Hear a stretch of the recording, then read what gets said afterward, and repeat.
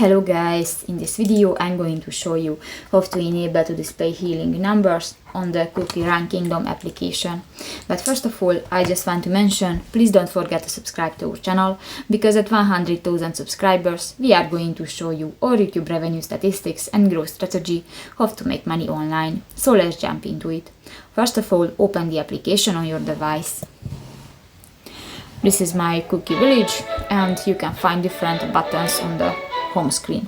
Go to the three line at the upper right corner of the screen and go to the last option, the settings. In the game section you can find the game performance option and go to the DNG or healing numbers button under the skill video option.